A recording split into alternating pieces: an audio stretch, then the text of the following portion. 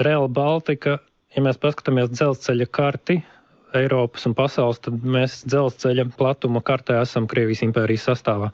Un tas bija iemesls, kāpēc Rail Baltica tapa kā projekts. Tā ir traģēdija vai sabotāža, tur īstenībā būtu jāpapēta, ka ģeopolitiski nozīmīgs projekts vienkārši smagi nesekmējās un pie tam tādā līmenī, ka tas ir vienkārši neaptverams nekompetences līmenis, ja mēs redzam to staciju un to pāli un nesaprotam, kā viņš savienosies. Būtu jāmeklē risinājumu, lai pamatlīniju pabeigtu, jo Igauņi un lietuvieši jau arī uz mums skatās, un viņi jau skatās uz Berlīnu un uz Man šeit, kad apturēs pēc vēlēšanām, jūs ne? Es domāju, jāmeklē visas iespējas pabeigt vismaz pamatlīniju, lai mēs būtu savienoti ar Rietumu Eiropu, ar Poliju. Tas ir mūsu interesēs, bet es saprotu dusmas par to, ka tas projekts tā neiet, un kādam par to būtu jāatbild. Tas, ka neviens nav atbildīgs par to, ka megaprojekts neizdodas, tāpat laikā ik viens uzņēmējs zina, kas notiek, ja viņš tur nesamaksā nodokļus, un tā viņš uzreiz saņem tur brīdinājumus un tad sankcijas, tad par megaprojektiem mums kaut kā nekad nav atbildīgo, un tas tiešām ir